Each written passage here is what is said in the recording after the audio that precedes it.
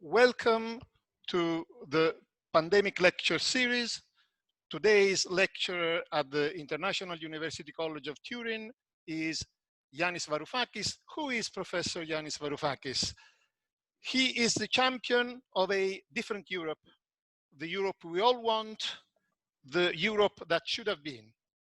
A Europe built together in solidarity to enhance the well-being of all European peoples and not just to protect the interests of global financial speculators and the excessive production of animal fat by Northern European countries.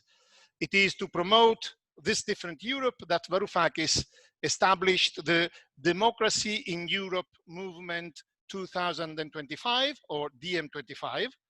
It is to promote this different Europe that Varoufakis has returned to the Greek Parliament, having founded the European Realistic Disobedience Front, or MIRA25, which is part of DM25. And it is to promote a better world that, together with US Senator Bernie Sanders, Yanis Varoufakis created the Progressive International, which wants to mobilize people around the world to transform the global order and the institutions that shape it. Power in the post-pandemic age. Let's see how we'll be able to reshape that power. The floor is yours, Yanis. Thank you, Pepe. Thank you, everyone in Torino, my good friends. It's a pity we're not in the same wonderful amphitheater one day. So for now, we're going to rely on technologies emerging from Silicon Valley originally to discuss about power. Power in the era or age of the pandemic and beyond. The silver lining of this terrible black cloud is the way in which COVID-19 has stripped away the veneer of indifference to reveal the reality of politics. That some people, in the end, do have the power to tell the rest of us what to do. Reviving, Lenin's description of politics as a very simple question: who does what to whom? The bad news is that the left, progressives, have had a tendency over the last few weeks to confuse wishful thinking for reality. I don't know about you, but have you noticed how many of our comrades and colleagues express optimism that the pandemic is going to revive state power on behalf of the many, on behalf of the powerless? This is a fantasy from where I'm standing. The idea that the state, and the nation state for that matter, is getting stronger, well, that's clearly true.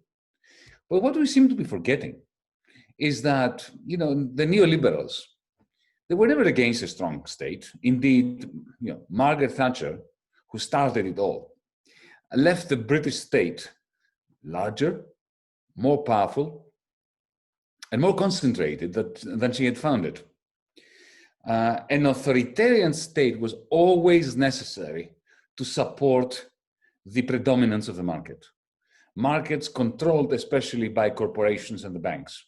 Let's not forget where the Chicago boys imposed their economic theories under Pinochet's Chile.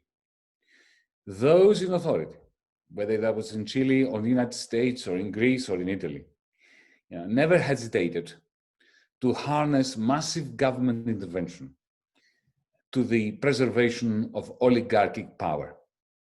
Why do we expect that the pandemic is going to change that on its own? People tell me that the community spirit has been alive and well as people have been kind to one another. I'm sure that is the case. That people looked after their neighbors. They got to cycle around the place instead of getting into trams and tubes, carriages and cars and so on. But that has always been what has kept society going community ties during periods of enhanced cartel-like oligarchic power. If we look at the statistics regarding deaths, yes, the Grim Reaper almost claimed the life of very powerful men. In Britain, Boris Johnson just escaped with his life. The Prince of Wales, in Hollywood, there were stars that nearly died. But in the end, it was the poorer and the browner that the Grim Reaper actually did claim. And it's not hard to understand why. Disempowerment goes hand in hand with poverty. And poverty ages people faster and ultimately readies them for the cull.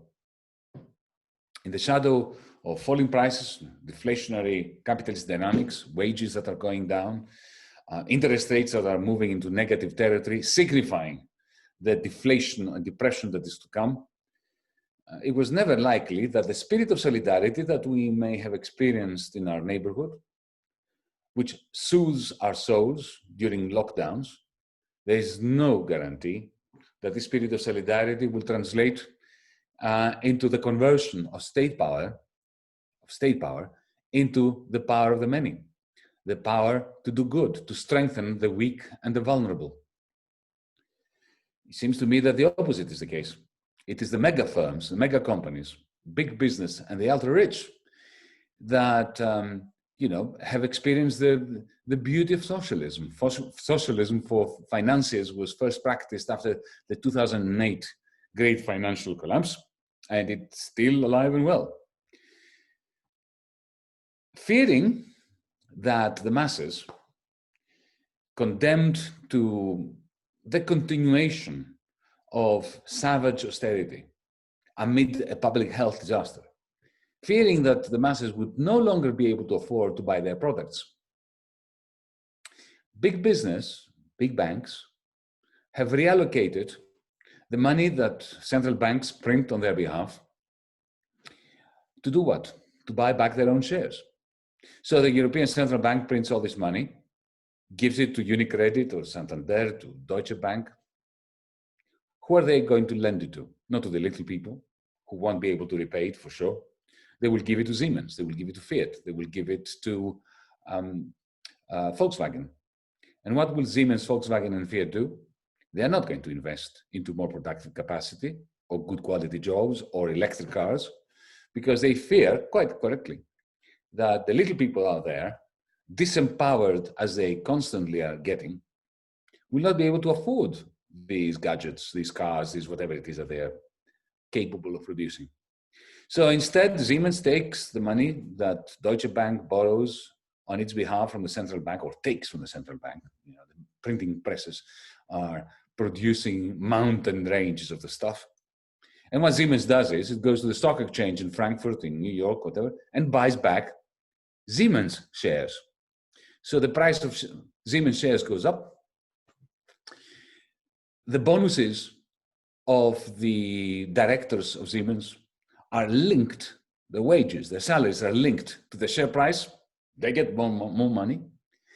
So this is why we have this remarkable phenomenon in the middle of this complete catastrophe. Share markets are doing very well, thank you.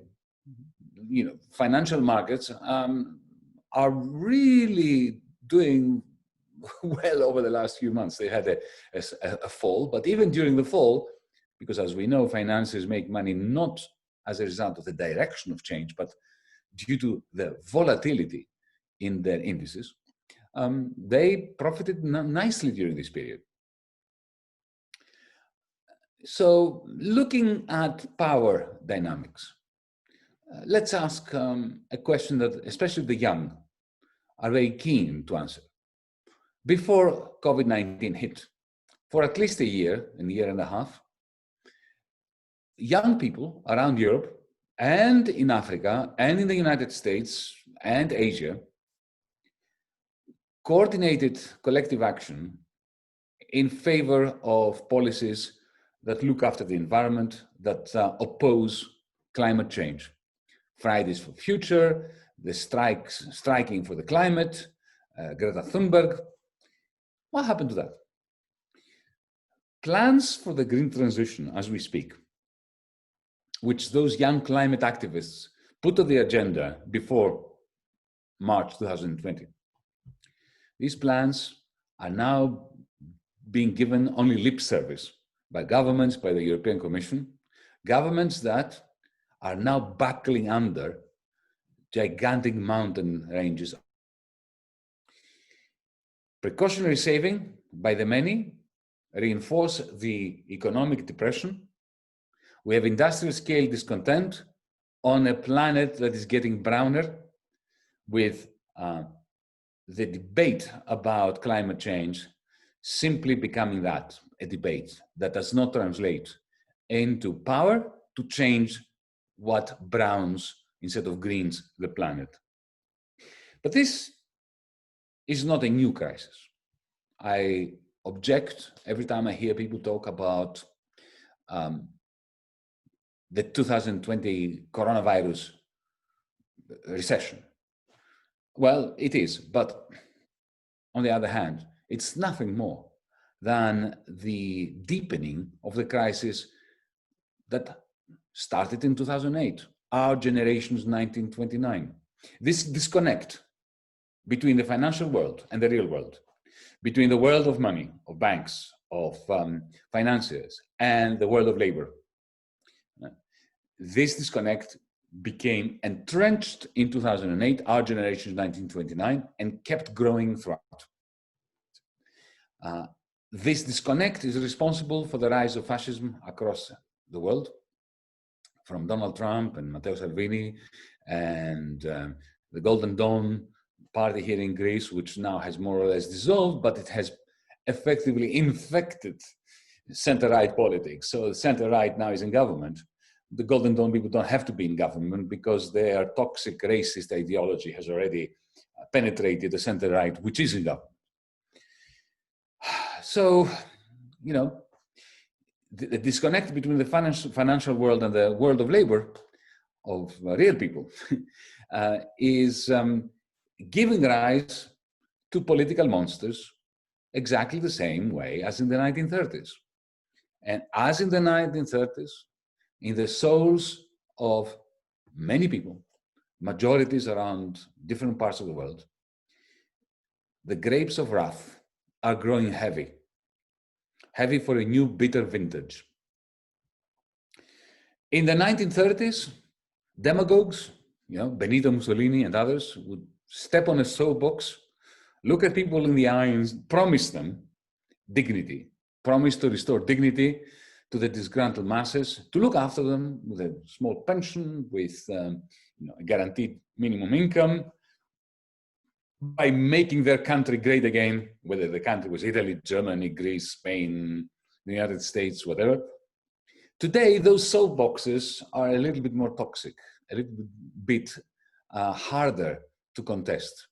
They're provided by big tech, by Facebook, by Amazon, by Twitter, by the social networks that are perfectly suited for the task of toxic politics.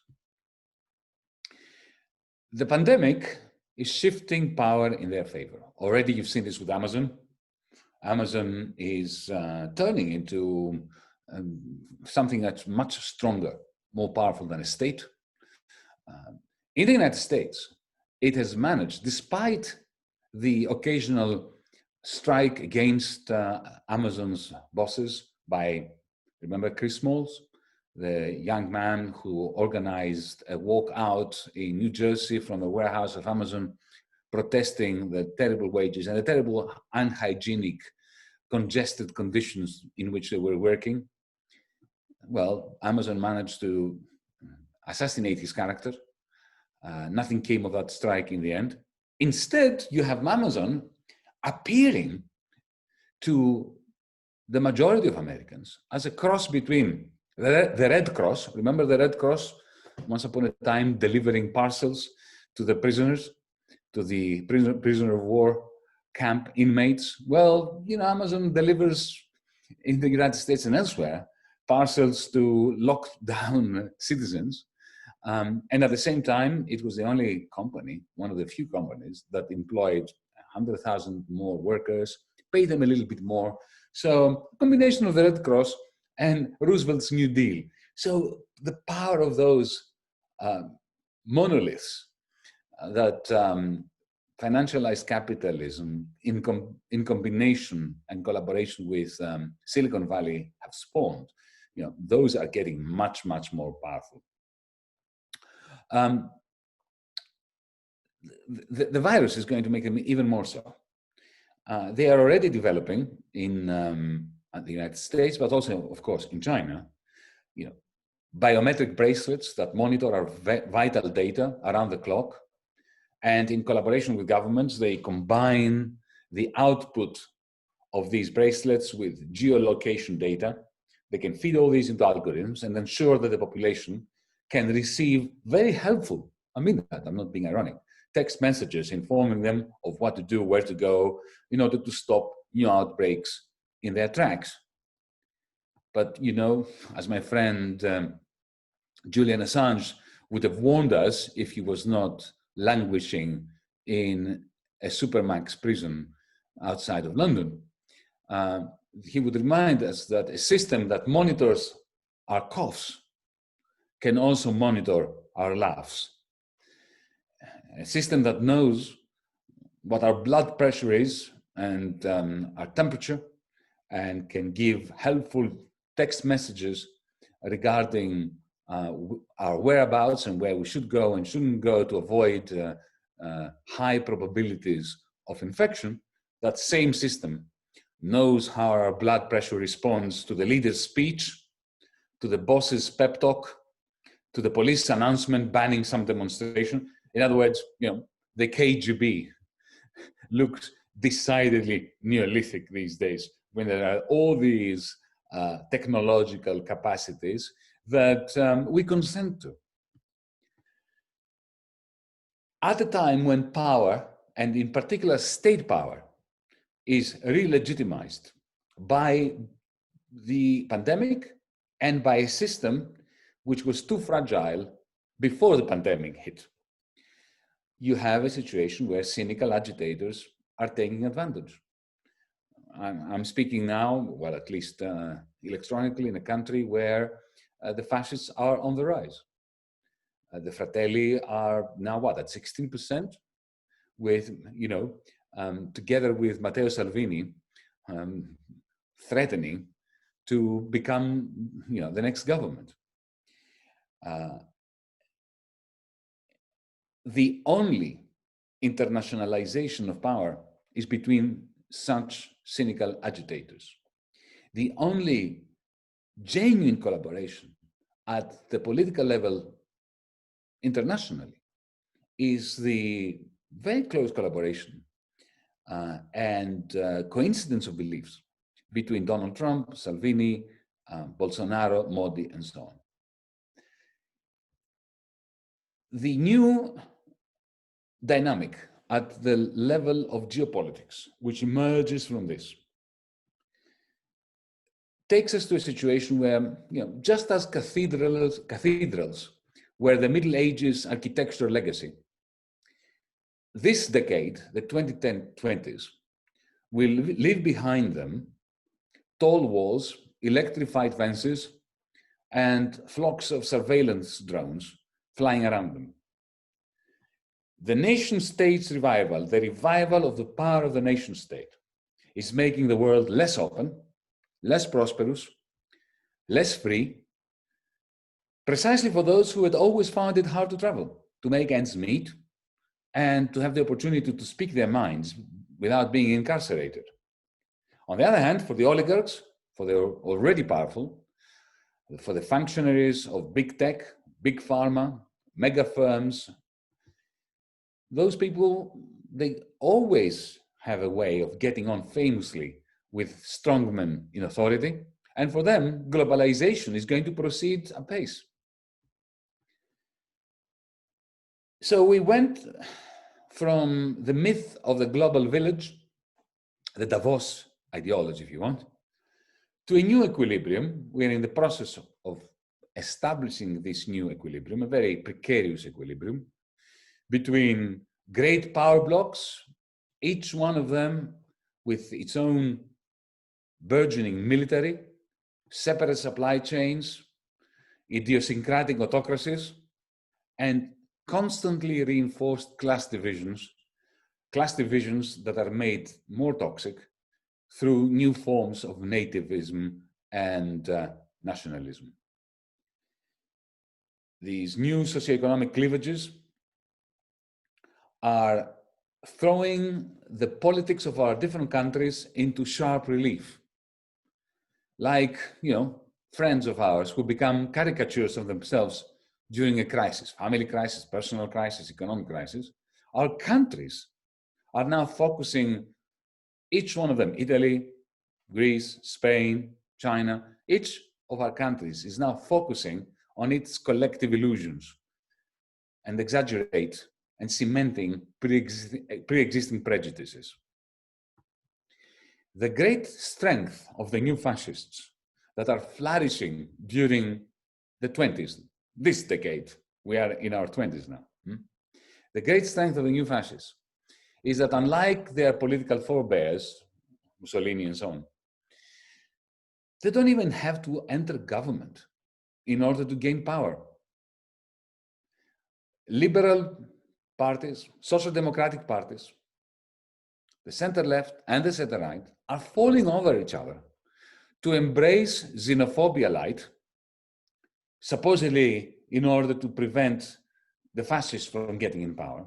But by embracing xenophobia light, the PD in Italy, the center left and the center right here in Greece, the Danish Social Democrats and so on, what happens is, without even realizing it, and I'm not saying they're doing this intentionally, their xenophobia light very soon becomes authoritarianism light.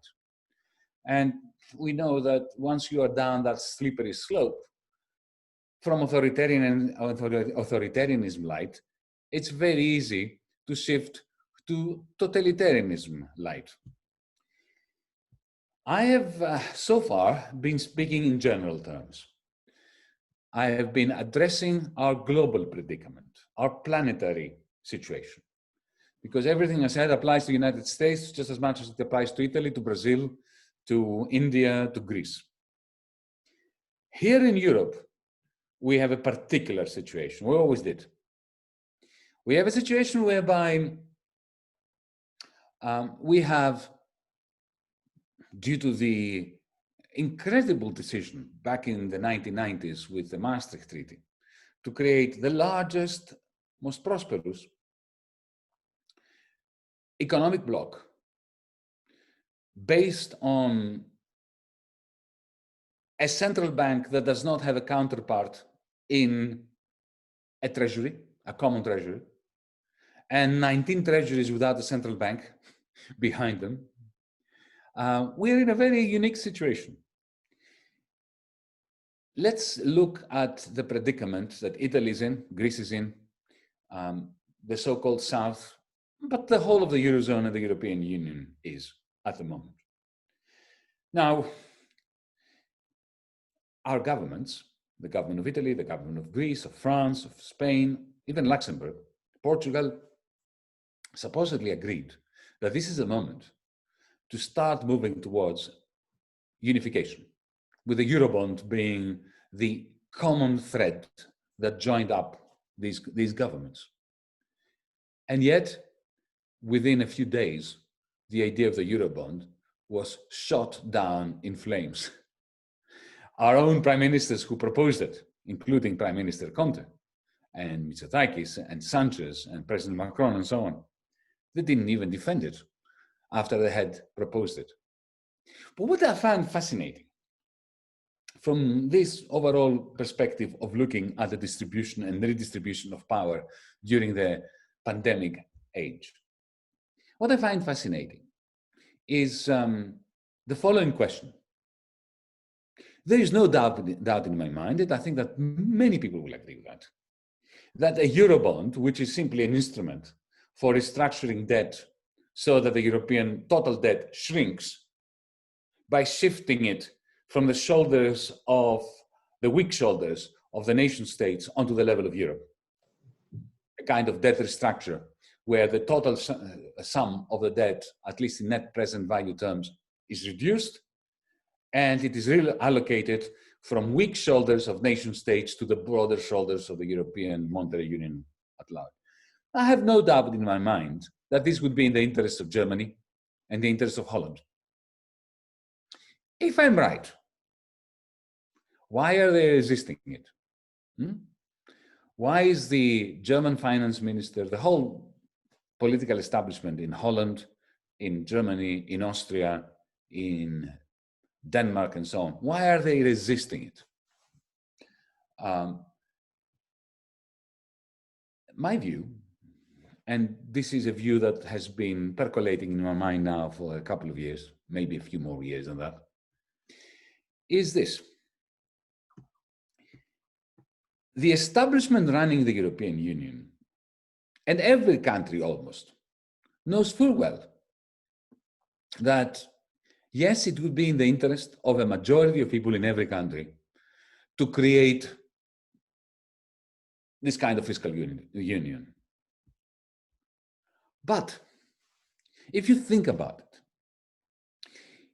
the Eurozone, the way it has been created, is a magnificent triumph for the oligarchy. Because this is the first time in the history of capitalism that there exists an economic bloc, whether it's a country or a transnational bloc like the European Monetary Area, where you have all the institutions necessary to support the oligarchy during difficult times. So you have the European Central Bank, we all know that, I explained it before, printing money, giving it to the bankers when the bankers are in trouble, either through the Mario Draghi's LT long-term refinancing operations scheme, or whether it is through quantitative easing or the OMT program that never materialized. But nevertheless, they do have all those instruments and institutions necessary in order to refloat finance, big business. They created the European Stability Mechanism, or before that, the European Financial Stability Facility, whatever it was called, the EFSF, in order to bail out the banks. Socialism for the few. So they have all those instruments. But they have effectively annulled every single instrument that a democratically elected politician can utilize in order to shift considerable amounts of wealth and income from rich to poor. Now, that has never happened before. The United States government, if they want, they have at their disposal instruments for shifting large quantities of wealth from rich to poor. They don't want to use it, but they have those instruments. The United Kingdom has those instruments. Italy used to have those instruments. Germany used to have those instruments. Japan does. India does. The Eurozone doesn't. By shifting monetary policy to Frankfurt and supposedly creating an independent central bank. It's not independent, but supposedly creating one. What does its independence consist of? It cannot finance national banking systems, and it cannot finance governments, unlike the Federal Reserve. By doing this, and by creating the fiscal compact, as a result of a fiscal crisis that was always going to happen once you create a common monetary area in which there is no recycling mechanism by which to recycle deficits and surpluses, what they achieved was they ensured that there was a crisis, it is as if they ensured that. I don't think they were that clever. This is not a conspiracy theory, but that is what has transpired in the final analysis.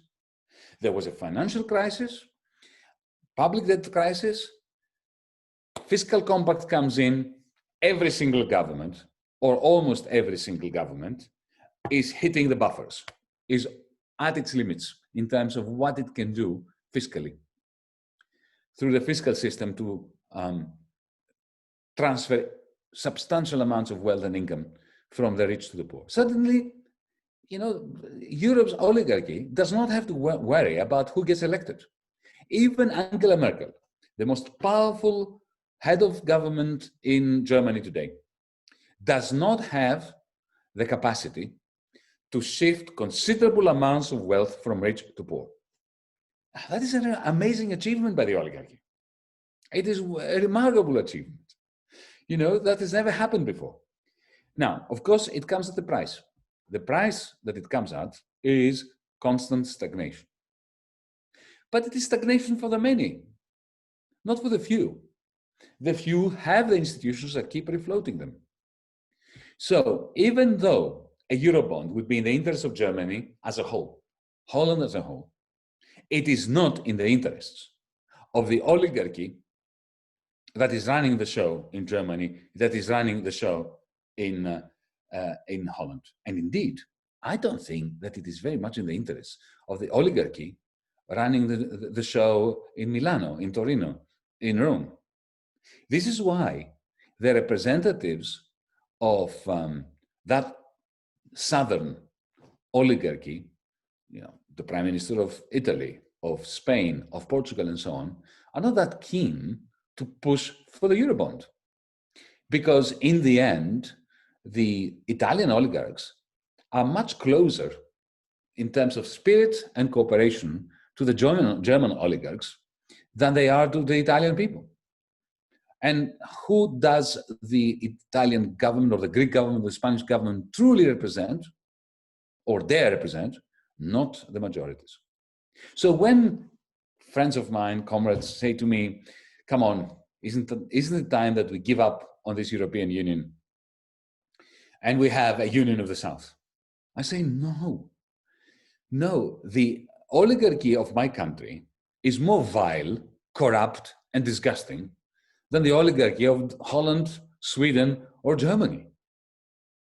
And if there is going to be a Union of the South, it will be those oligarchies that band together. No, our objective should be to unite progressives across Europe, indeed across the world, against those oligarchies. So the real issue is this: will COVID-19 and the reconfiguration of power give rise to a transnational movement that some of us are trying to build through DiEM25? Thank you, Bebe, for mentioning it, through the Progressive International with Sanders and others. Will we manage to create power out of solidarity amongst the dispossessed? That was always the question since the 19th century. This remains the question today. One of the great solvents of this solidarity, at least in Europe, has always been the question of the European Union. As you know, the left in the European Union is divided between Eurosceptics who would like to see the dissolution of the European Union and radical Europeanists like DiEM25, I count myself amongst them, who want to transform the European Union through a clash with its oligarchy and its establishment. I think that this is a clash that we must overcome. There's been too much confrontation between so-called Europeanists like DiEM25 and Lexiteers, left-wing proponents of an exit strategy. The view that I would like to leave you with before coming to my conclusion is very simple. Let us not consume political capital, and let us not allow ourselves to be divided on the basis of whether we are pro-EU or against EU. Let us take a leaf out of the oligarchy and the establishment. You see, my view is that the establishment that is running the European Union are perfectly ready to blow the European Union up if this is what it takes to preserve their privileges.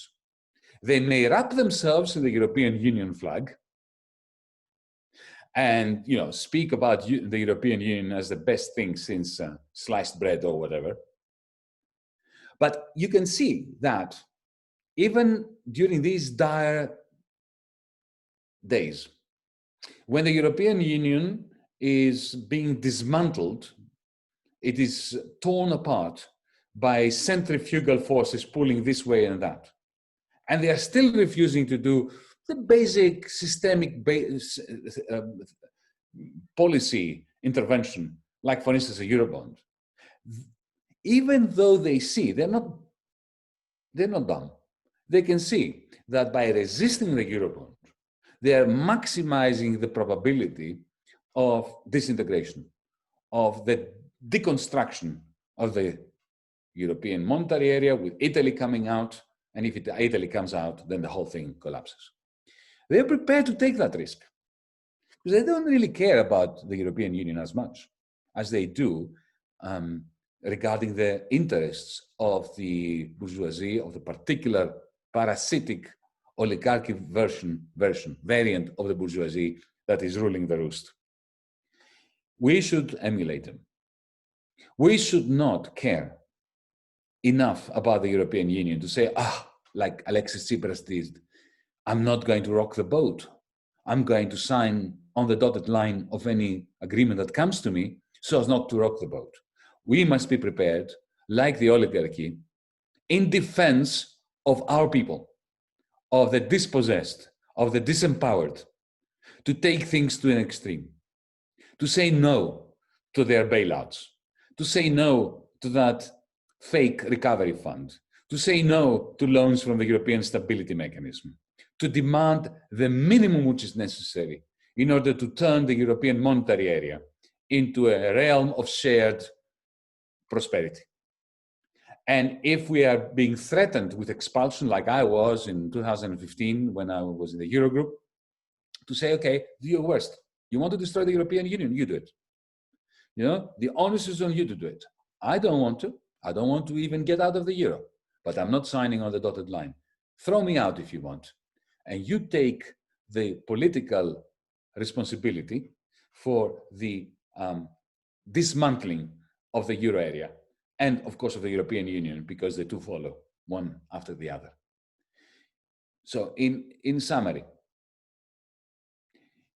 those in power in the European Union, in the midst of this global crisis of financialized capitalism, which started in 2008 and which constantly empowers the fascists and the financiers and big business.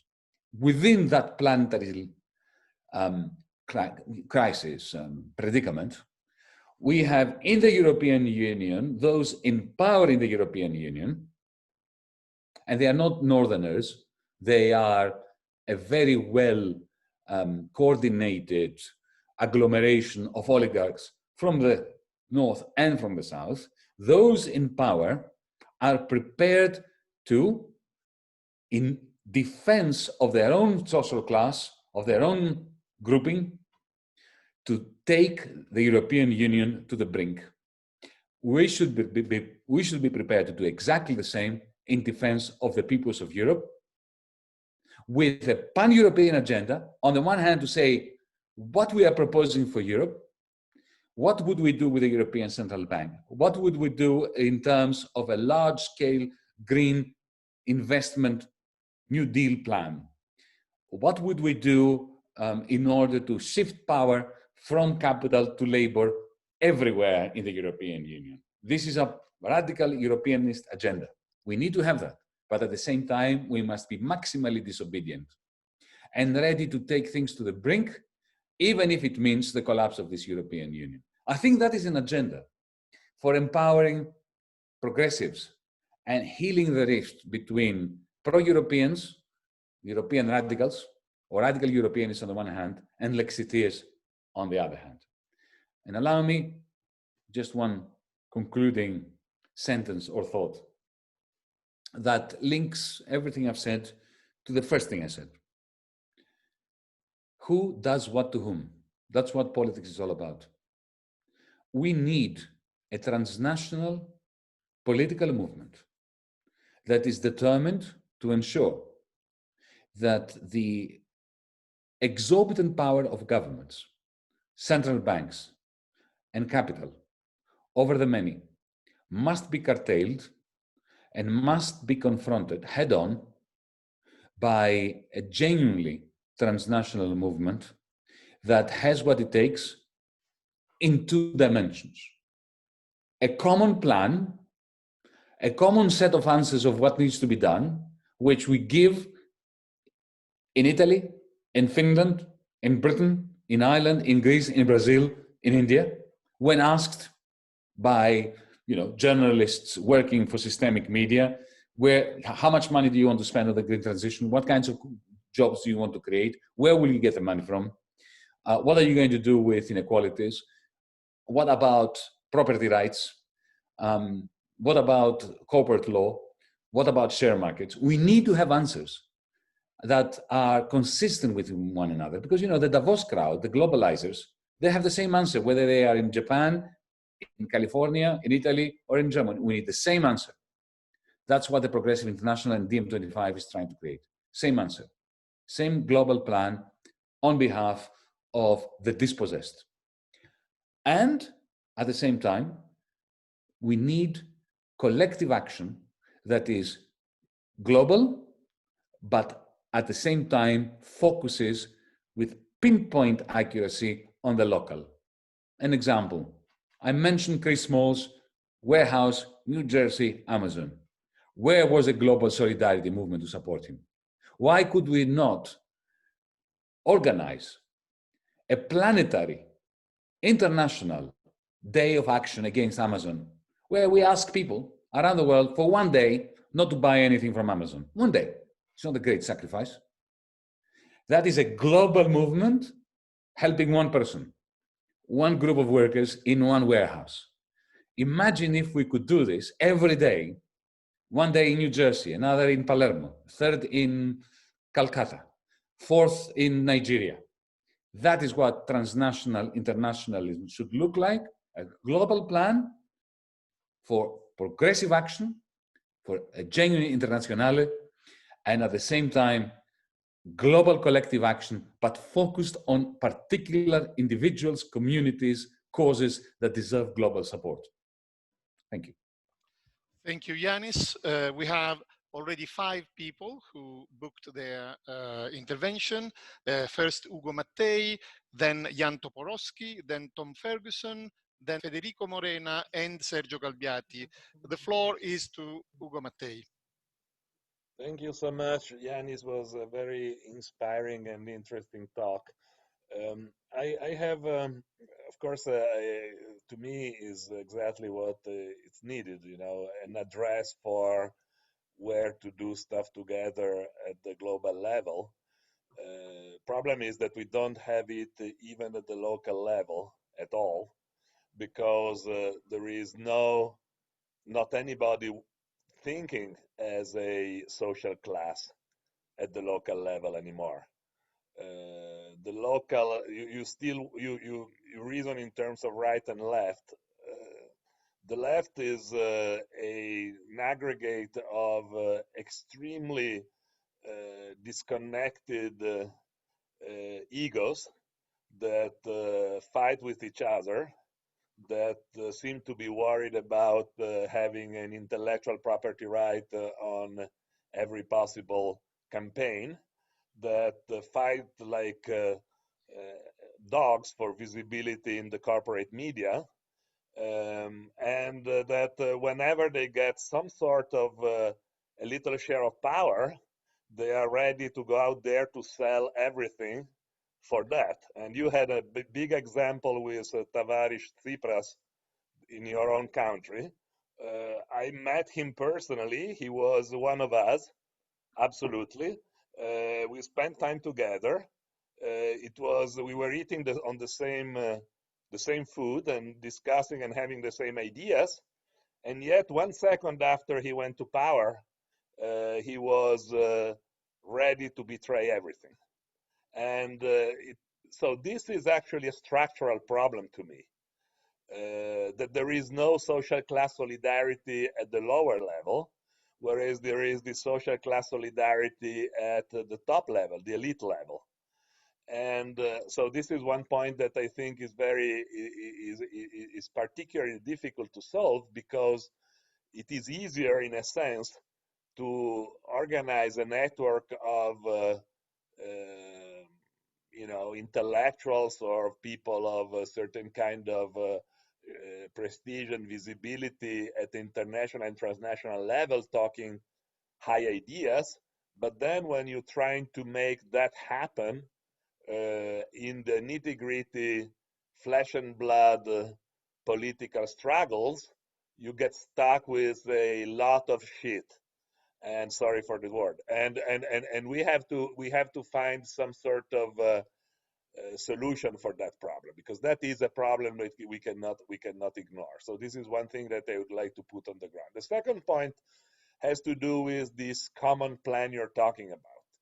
And I'm all for that also, but I'm very skeptical on this, and this is why I would like to open the discussion with that. There is Jan Toporowski and others economists here on top of you, and I'm not an economist, but I'm extremely skeptical of neo-Keynesianism right now, of having people like Draghi or even Berlusconi that talk about deploying a lot of public funds in order to, recover from COVID, and in order to make, Green New Deals and all that kind of stuff.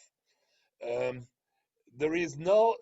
seems to me that everybody is very generous with public money, is extremely ready to preach for using public money for obtaining certain kind of things, but there is a very, very little interest, especially on the left, and especially within neo-Keynesian policy, to actually discuss the issue of putting some private money at work.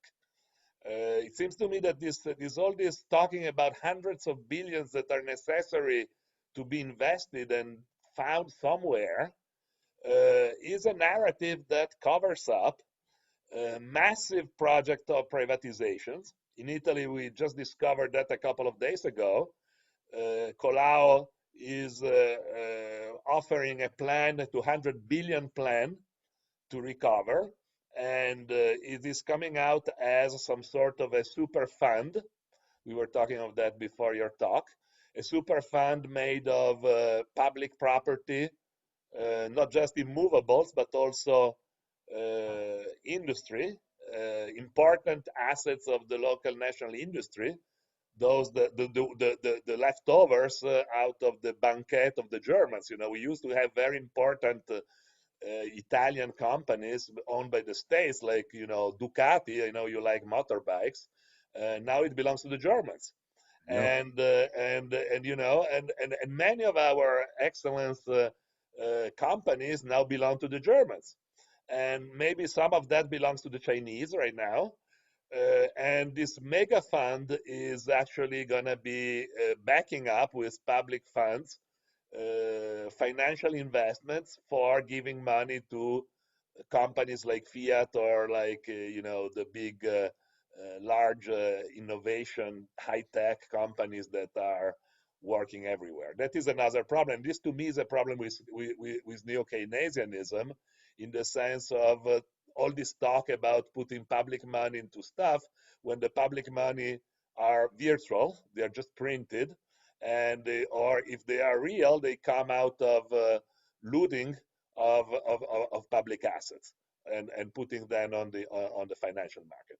So that's the second question. And the third one I'd like to talk about for very briefly is about the global geopolitics.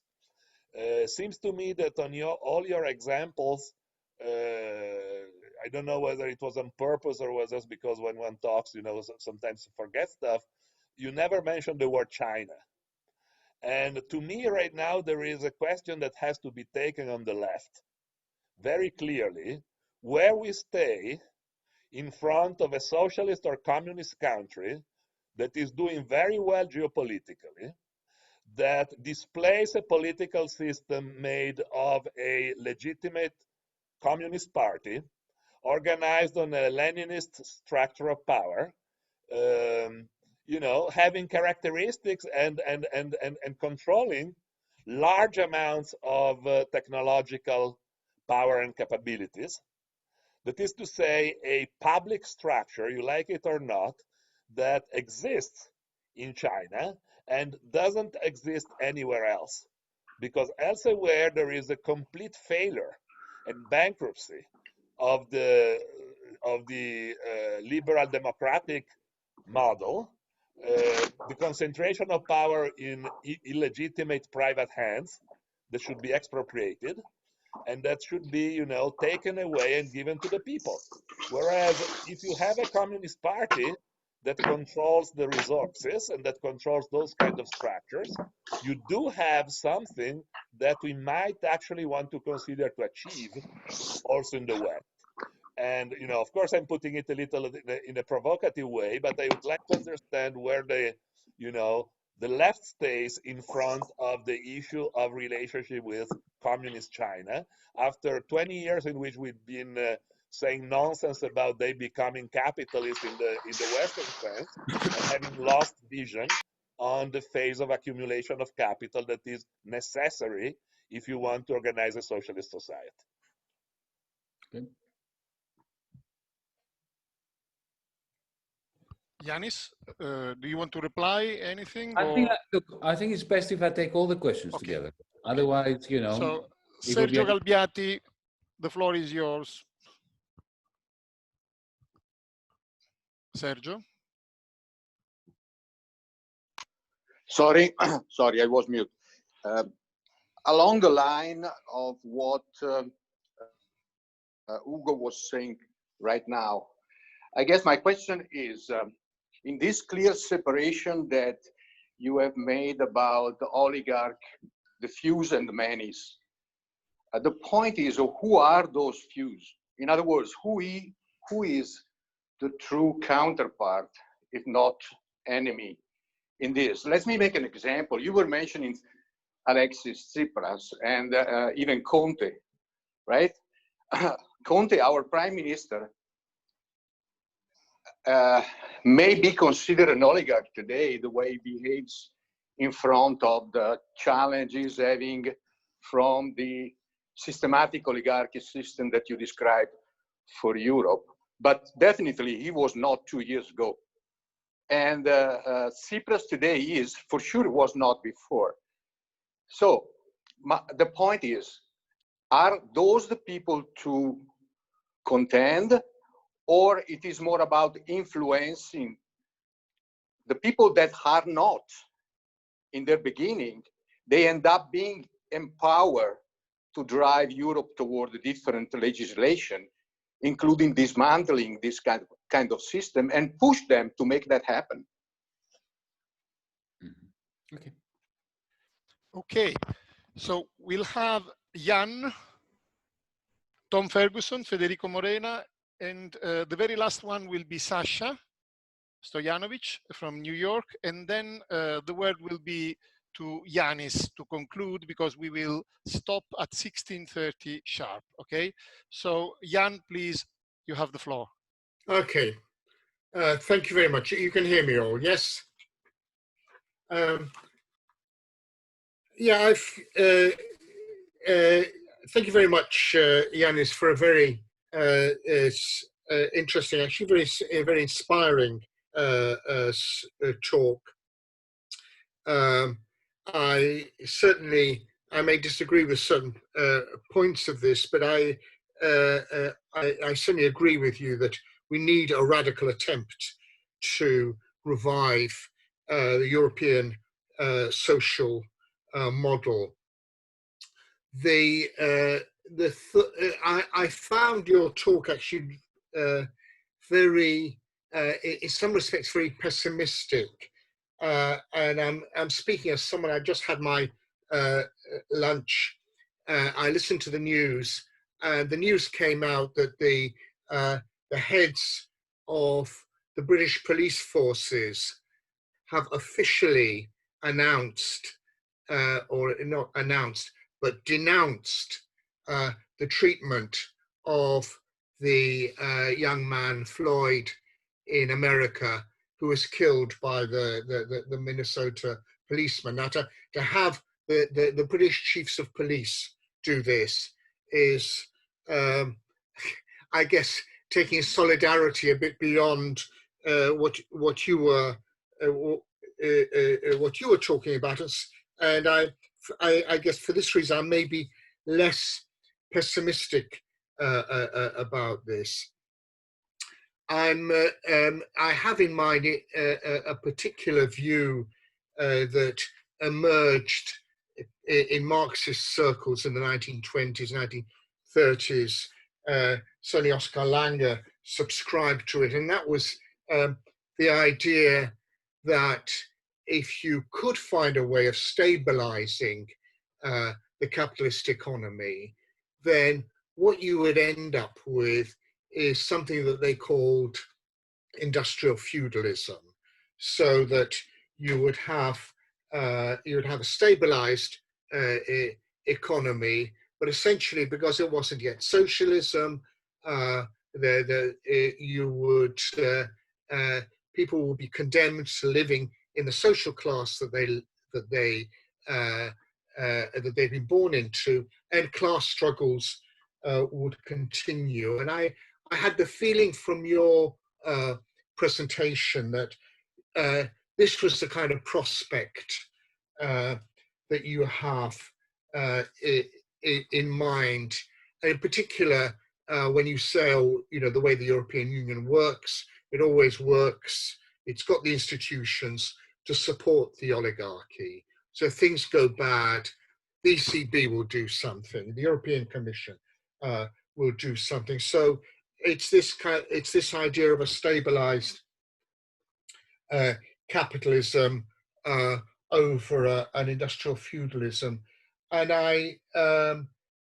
now the point about this is that it would work in a situation where capitalism is genuinely stabilized, but we don't have this now. And in particular, all the economies have taken a huge hit from the COVID epidemic.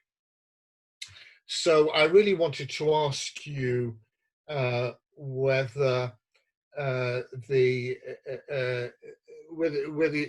thought what are the prospects for economic recovery from the epidemic. But it seems to me that a huge amount depends on whether there is a fast recovery, in which case you can throw all sorts of goodies to the discontented, provide employment for young people, and if you can't, then essentially it's the young people that are going to take the hit.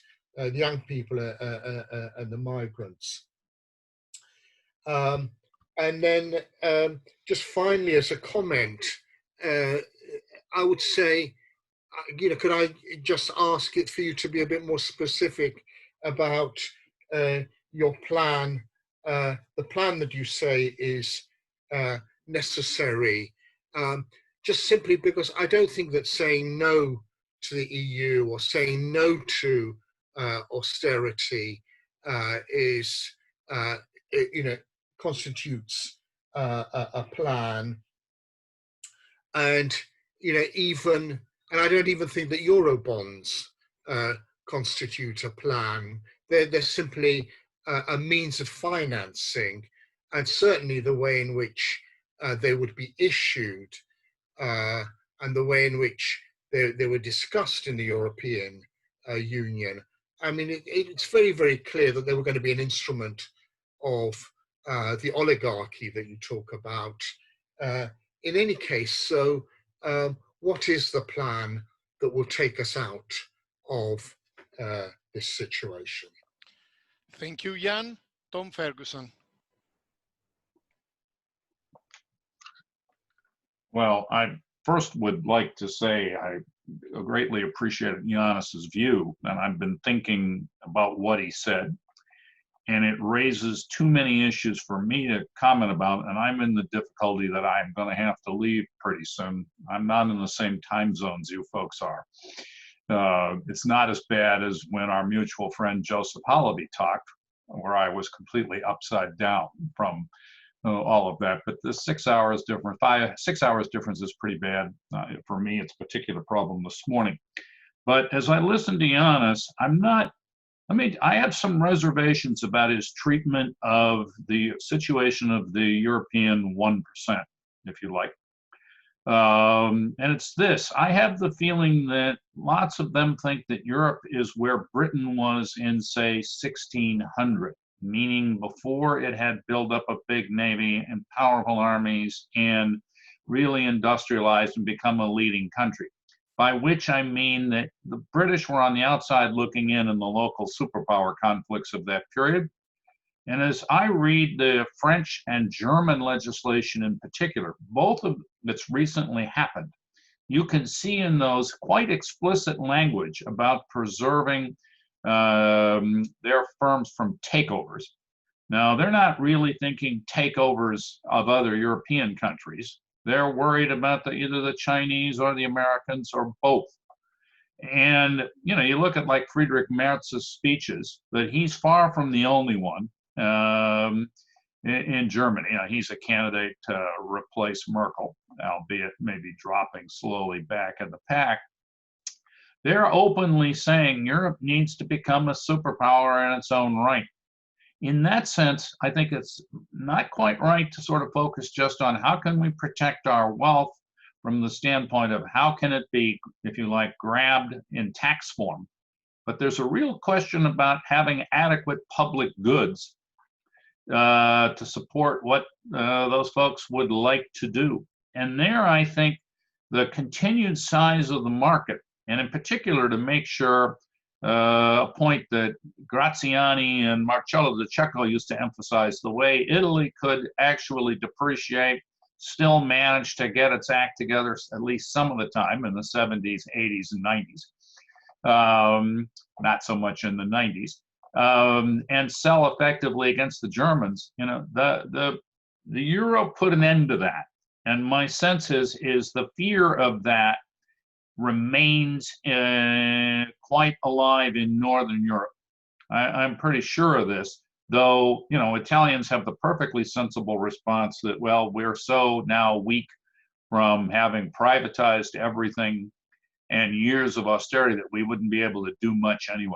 But I think that in other words, that you're probably misreading the temper of a large chunk, at least of the French, German, and Dutch elites, and probably parts of some others. And I think that you should probably rethink that in terms of how you want to analyze existing politics. But thank you for the talk. Thank you, Tom. Federico Morena. Good morning, Professor, and thank you for your compelling lecture. And first of all, I've listened with interest to what you said. And so I was just thinking about the fact that I'm quite old to remember what happened in 2011 and about this sort of division between South and Northern Europe, no? And especially the South was united by some sort of common features like a technical government, an high rate of debt, and a lot of austerity, for example. So that is more or less the same division that now we are used to hearing. And you have dealt with the inequalities in Europe and the imbalance in power, referring to parasitic oligarchies and in general a certain upper class that is destroying democracy and so forth and so on and so forth. My question is, do you think that these kind of actors, you have said that they are ready to even to run the risk to stress inequality in the EU and even to disintegrate EU? But why this strategy couldn't be harmful even for themselves in the long run? Don't you think that the extraction of value in a way has its limits. And the last question is more about the role of the left. So basically, what do you think that we can learn from the Greek experience and even from the current Italian experience, if we look at the so-called radical left government-oriented, like the Liberi Uguali or Sinistra Italiana that is still in the Italian government? So what could be the way for left to collect, organize, and manage power? Is it still worth thinking about left at government, given the previous results? Or we need to think to left more about a sort of entity of struggle and moral suasion? Thank you. Thank you, Federico. Last but not least, Sasha from New York. Sasha, be brief and to the point, please, so that we leave some time to Yanis to reply. Absolutely. Hi, everyone. Hi, Yanis. Thank you for the talk. Just very shortly, I completely agree with your analysis on how the fiscal response, what is the purpose of the fiscal response as it is happening both in US and in Europe. But one thing that I'm baffled by is that although the direction is the same, this instrument, especially the part with direct transfer of liquidity to citizens, is something that most of people have not experienced in their lives before. And although the purpose is what you said, do you think that this is a political experience for people in the 21st century that might spur some form of questioning and like potentially new ways of arguing politically about money, about distribution, and measures that could be taken? That's it. Thank you, Yanis. We'll be here till you can stay with us. So the floor is yours. I hope I don't take that long. Thank you all for your questions. I think that that Tom Ferguson left, right? So there's no point in answering him first. Tom, if you're still around, I'll answer you first because you're leaving. Maybe he's already left. Okay, so I'll take it from the top. Ugo. You said a lot of things that I agree with, so I'm not going to touch upon them. The main question you asked is one that concerns me too, and I think every progressive. How can we emulate the oligarchy's remarkable capacity to show solidarity to one another, or the bankers' capacity to be solidaristic, when, as you put it,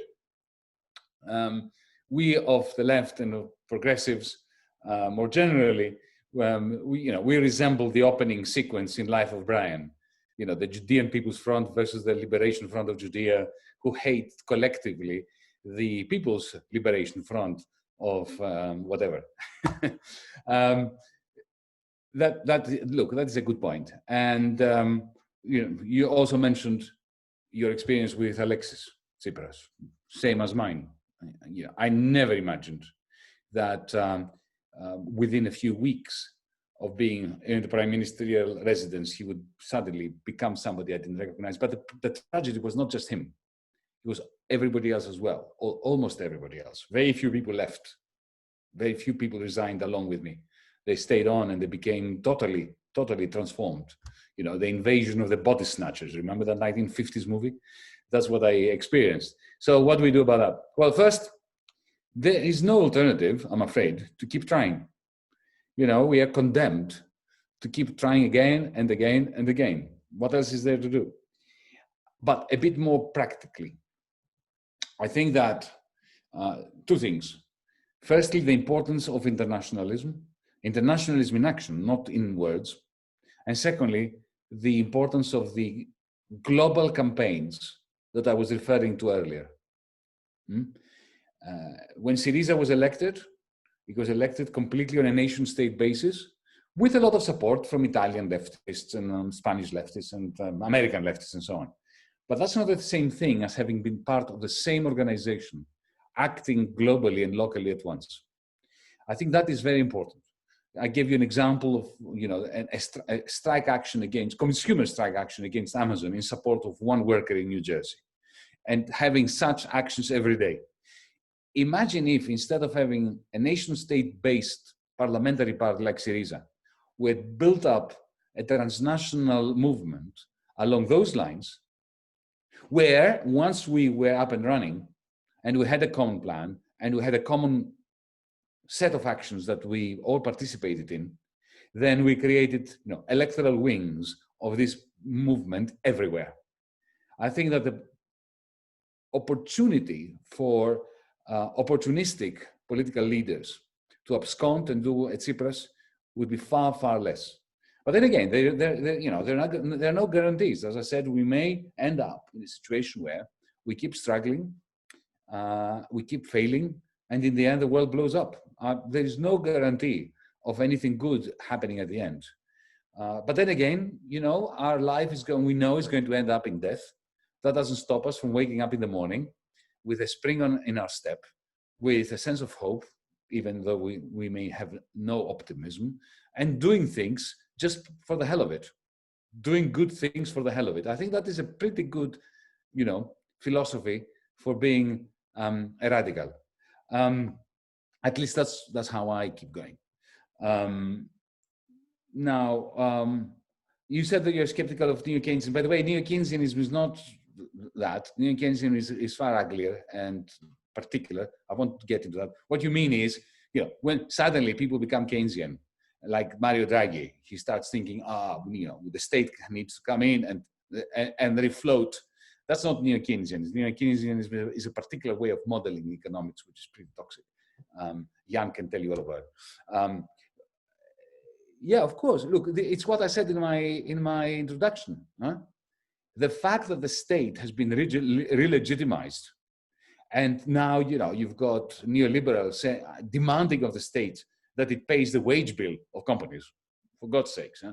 That is not a move towards progressive politics. And when you brought up the combination of the authoritarian use of the state to refloat big business with the creation of a super fund in Italy, the purpose of which is to liquidate public assets. So on the one hand, what they do is they ask the state to intervene to save capital, and they take the state's property and they want to liquidate it on behalf. But that's not completely, it's not at all inconsistent with one another. And by the way, somebody asked for lessons from Greece. This fund was already created in Greece. They started creating it in 2013, but the real toxic version came out in 2016, and it was signed off by my former comrades of Syriza. And it's exactly that, a fund where every item belonging to the Greek state, from, you know, water resources, beaches, even archaeological sites, has been put in that fund for the purpose of liquidation and expropriation. Airports, ports, road, everything. So, yeah, that liquidation. What the Treasury Secretary of President Hoover in 1929 spoke of is what is being practiced today in the name of the public interest and in the name of refloating both the state and the private sector. You asked a question about China. I didn't speak about China because, you know, I was going to speak for 45 minutes. I can't speak about everything. But I am very explicit on China. 3 quick points, because I don't have that much time. Firstly, China is a fascinating country and a source of great insights for progressives.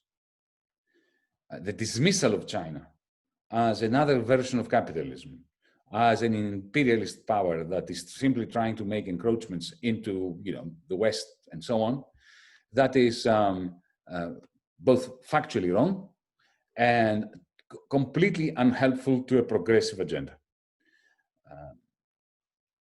The manner in which, from a macroeconomic management point of view, the way they combined capital controls with opening up to international trade, with the way in which after 2008, they intentionally create a gigantic credit bubble in order to prevent hardship from befalling the majority of Chinese, and then how they gradually deflated it without allowing it to blow up.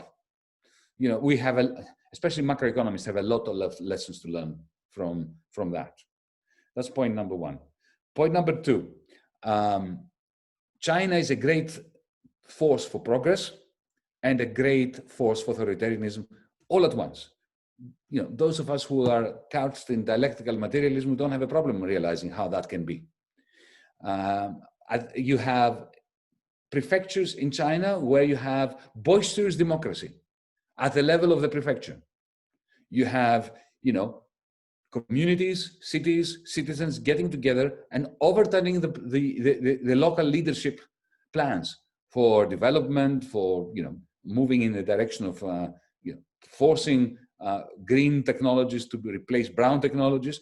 So you have boisterous democracies in the midst of a national authoritarianism practiced by the Chinese Communist Party.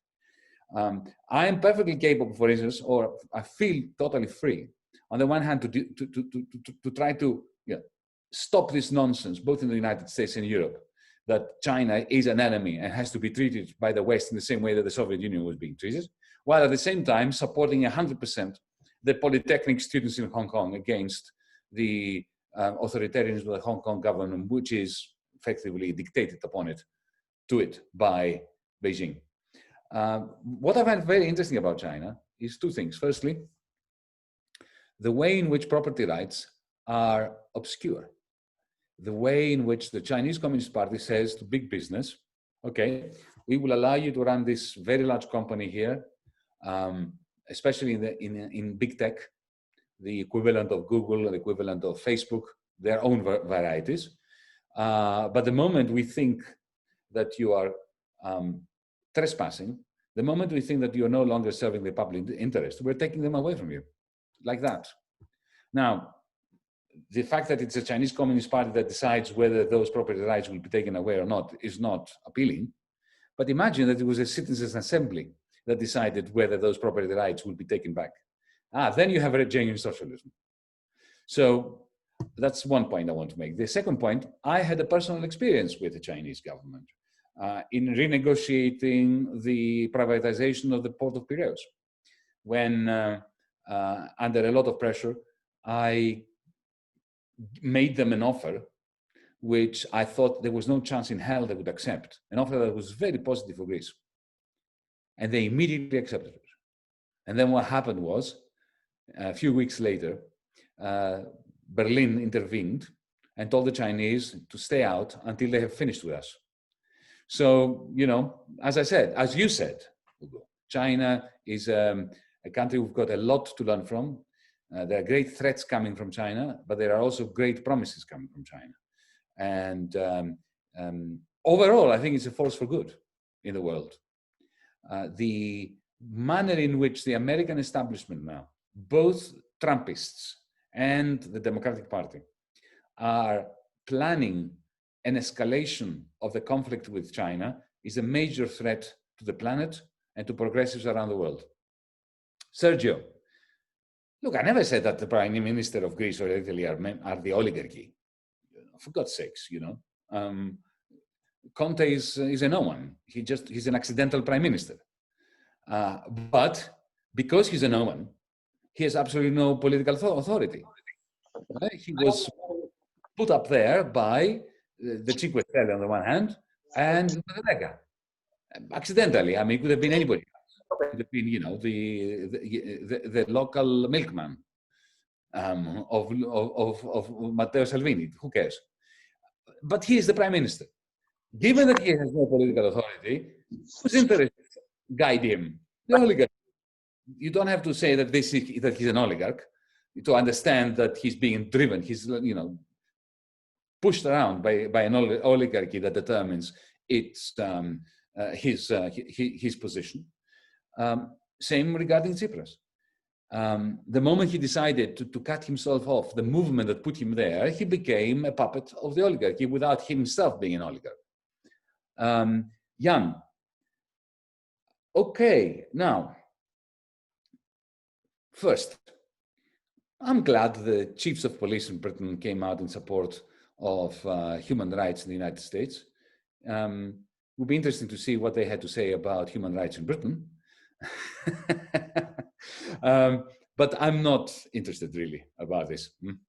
I'm interested in what reproduces the system of oppression and of subjugation, both of the blacks in the United States, of the minorities in Britain.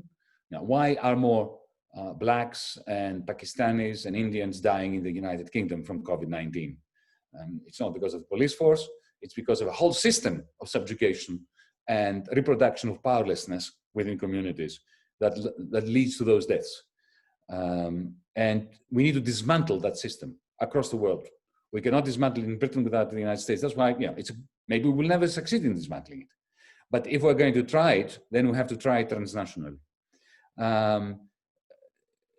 You were absolutely right about the prospects of stabilizing capitalism, not just European capitalism, but capitalism as a whole.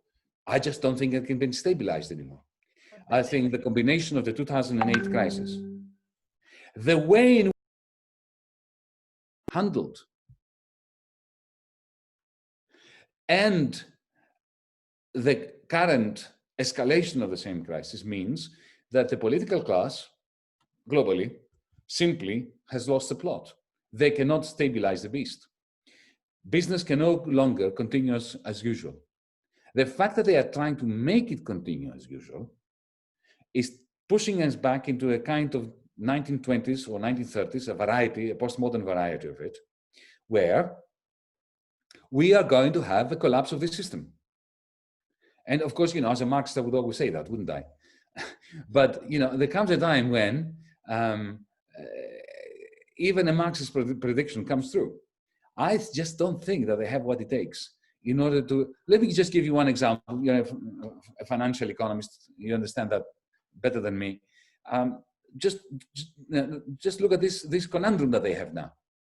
They've created asset price inflation, which is detrimental to the process of rebalancing society, which, this asset price inflation is the opposite side, the other side of the same coin that is deflation, which is crashing the working class. But they need that asset price inflation because they are all zombies. Most companies rely on zero interest rate loans, on this liquidity, which is only possible due to loans that have as collateral the high asset prices. So they've created a situation which is completely unsustainable. And I think they know it. That's why they are really panicking. And this is why people like Mario Draghi and so on come out and they sound progressive. It's not that because they are progressive. So we have to be ready for the 1920s and 1930s all over again. And how do we get ready for that? That's why I keep insisting on the importance of a transnational political movement, an internationale that works, which is not coming from Moscow, which is not Stalinist, which allows people to organize themselves. In Nigeria, in Birmingham, Alabama, Birmingham, Midlands, everywhere.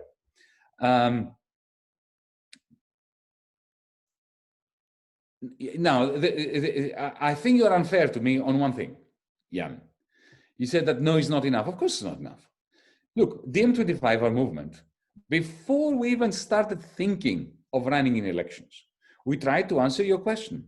And the question, if I understand it correctly, is, so what's the plan? You go to the Eurogroup and you say no. What is the plan?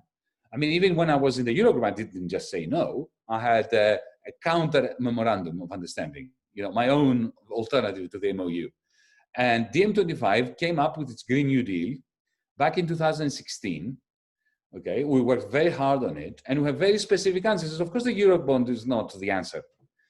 The Eurobond I used as an example of a systemic thing that they should be doing in their own right and for their own interest, and they can't even do that. That's why I used it as an example. Not that the Eurobond is a radical tool. For God's sakes, it's the equivalent of U.S. Treasury bills. U.S. Treasury bills did not turn the United States into a socialist paradise. Okay, but without them, You know, it would be a fragmented and more disgusting place than it is. That's the point. So our Green New Deal for Europe, we've worked very hard on that. And I'm not going to bother you now with particular examples of what's in it. Tom Ferguson, who is not here with us, I hope somebody conveys this to him. Look, Tom. Tom is back with us. So well done, Tom. Yes. I'm about to answer your question. Okay, look, I'm completely cognizant of what you're saying about these concerns of what effectively is the German-French cartel, which started the European Union in 1950 as a cartel, and now it has transformed into a different kind of cartel. They are very worried about what you say. They are very worried about the fact that after 12 years of stagnation in the European Union, their capital accumulation rates are very low. And Macron is a leading light in this. Altmaier in Germany and Macron in France. They want to create a new rule book that allows them to bypass competition legislation in order to create the so-called European champions. And the whole point about European champions is effectively large cartels, large monopolies, with Alstom, with Siemens. They want to go behind the back of the European Commission that is trying to keep a level playing field. They're using COVID-19 in order to end the single market. Now you have state aid coming back in with a vengeance. The German government now is bailing out German business left, right, and center in a way that they would never allow the British government to bail out, the Tata or whatever, or the Greek government to bail out anything. So you're absolutely right about that. I am completely aware of that, but that does not annul the point I made, Tom. The point is that the combined establishment of the European Union does not want to jeopardize the annihilation, the annulment of any instrument by which there can be a redistribution of wealth and income from rich to poor. They want to do more. They want to strengthen the oligopoly power of their EU champions. And they want this to be concentrated on France, Holland, and Germany, as you correctly say. So I'm not at all disagreeing with you. And I'm, as I said, I'm permanently cognizant of that debate and what's happening there. Now, a small aside that flows out of this, Brexit. One of the arguments of Michel Barnier for imposing upon Britain, or trying to impose upon Britain during the summer now that we will have the final spate of negotiations, which, by the way, I predict will end up in nothing. I think there's going to be a no-deal divorce. But that's me. Or a minimalist trade agreement that makes very little difference. The Michel Barnier argument for the level playing field and single market, which you know what it is, he's going to London and says, if you want to have access to this single market, you have to play by the rule book. Well, that argument no longer holds. It doesn't hold because the rule book has been torn. It's been torn up. As I said, the German government now and the Dutch government are bailing out. They are violating the rule book every morning, afternoon, and evening. So it's, Johnson, you don't need to like Johnson to agree with him on this. He says, hang on, guys, you're trying to impose on me a level playing field that you've destroyed, that you've turned into a sequence of hills and troughs. Federico and Sasha, and I finish. Federico, yes, the North-South characteristics were quite similar, but you mentioned technical governments, okay? You had the technical government, we had the technical government. Your prime minister was appointed by Angela Merkel, our prime minister was appointed by Angela Merkel. In your case, it was Monti, in our case, it was Papadimos. They were also friends. Yeah, but how did those governments manage to get a majority in parliament and the support of the media? Because they had huge support in Italy and huge support in Greece. It was not because the panzers came into Greece and forced the government against our will, or Italy. It's because the local oligarchies supported them. So, you know, don't forget that. Our oligarchies are our worst enemies in Italy and in Greece. I really never blame Schäuble. I never blame industrial capital coming from Germany or from Holland. I blame the South and the oligarchies of the South, who are the worst monsters you can imagine. Give me a Northern European oligarch anytime. Don't give me a Greek oligarch. You know, I would just freak out if I'm in the same room. So lessons from Greece regarding the Italian left. Look, the Italian left, there's no such thing as the Italian left. It's just a bunch of embarrassing people. They're outrageous. The only thing they can care about is confluencers, stupid confluencers, you know, Frankenstein party outfits that they get together, you know, they hug, they sing Bella Ciao, they agree on nothing, they have no program, and each one of them cares about their salary. That's the Italian left, okay? So, you know, we start from scratch. DiEM25 in Italy, we're even our DMers, you know, we've got a few, you know, well, something like 40, 50,000 Italians belong to DiEM in Italy. Even they are good comrades, members of our movement. They have this tendency to, you know, we have to run in elections. We have to go with, you know, Sinistra Italiana or Rifondazione Comunista because we can, you know, we can position ourselves and gain some votes and get elected. Why? Why do that when you don't have a plan? What are you going to tell voters? Voters to do what? Let's start from that. This is what we say to them. And Sasha, yes, you are right. Look, helicopter money is a radical concept. It's not a left-wing concept, but it is a radical concept that we of the left must take very seriously. It does have a left-wing pedigree. It came from Thomas Paine, if I remember correctly, initially. And then, of course, it was appropriated by Milton Friedman and the rest. Now, what is interesting is that I remember one of my clashes with the Troika was when one of the Troika people, one of the nastiest Troika people who wanted me, you know, he effectively said to me, there's no point in giving pensions to people. What's the point of having pensions? Pensions are inefficient. Okay, you can imagine.